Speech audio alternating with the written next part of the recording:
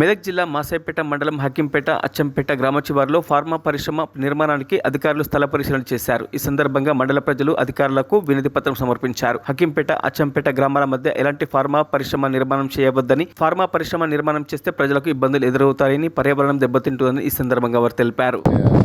శివారికి pharma company అంటే ఒక chemical company వాళ్ళు పరిశీలన కోసం రావడం జరిగింది.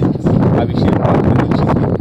దాన్ని ఏ రకమైన అధికారుల దృష్టికి తీసుకెళ్ళి ఇక్కడ పెట్టడం కరెక్ట్ కాదని చెప్పడానికి మేమందరం వచ్చినాం. ఫార్మా కంపెనీ కాకుండా గ్రౌండ్ వాటర్ ఒకటి, కంట్రోల్ ఒకటి, జేసీ గారు ఒకటి, ఎంఆర్ఓ గారు, స్థానిక అధికారులందరూ వచ్చారు. వాళ్ళందరికీ కొండపోచమ్మ వాటర్ మా మండలం మొత్తం నది పరివాహక ప్రాంతం కంప్లీట్గా క్యాచ్మెంట్ ఏరియా మా అంతా గ్రౌండ్ వాటర్ అంతా పొల్యూషన్ అవుతుంది.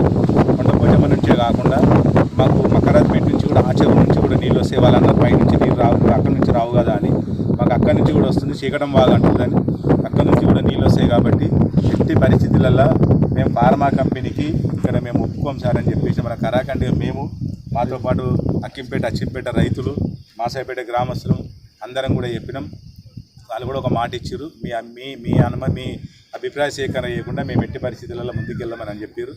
దాన్ని అట్నే చేయమని చెప్పినాం సార్. ఇంకేదన్నా మా గ్రామం మీద, మా ఏరియా మీద అభివృద్ధి చెందాలనే ఆలోచన ఏదైనా ఉంటే పొల్యూషన్ లేని కంపెనీస్ దునియాలో మస్తున్నాయి కాబట్టి అది పెట్టి మాకు ఎంప్లాయ్మెంట్ కల్పించి మా అభివృద్ధిలో మీరు భాగస్వాములు కమ్మని వాళ్ళని మేము కోరినాం. దాన్ని కూడా వాళ్ళు సరే అన్నట్టుగా అన్నారు. అది సరే అయినా కాకపోయినా ఎట్టి పరిస్థితుల్లో పొల్యూషన్ కంపెనీ అనే మాటనే మా మండలంలోకి రావద్దు అని చెప్పేసి మేము సవినయంగా గ్రామస్తులందరి తరఫు నుంచి, మా మండలి తరఫు నుంచి ఒక గ్రామ ప్రజాప్రతినిధిగా నేను జేసీ గారికి విన్నవించుకోవడం జరిగింది. వారు కూడా సానుకూలంగా ఉన్నారు. అది అభిప్రాయ సేకరణ ఇదేం కాదు, ఇది అనుకుంటే వేరు అభిప్రాయ సేకరణే కాదు సార్, ఈ ఆలోచనే మానుకోమని చెప్పేసినాం మేము. అది కాబట్టి మేమందరం తెలియజేయడం జరిగింది. మరిన్ని అప్డేట్స్ కోసం మా ఛానల్ని సబ్స్క్రైబ్ చేయండి.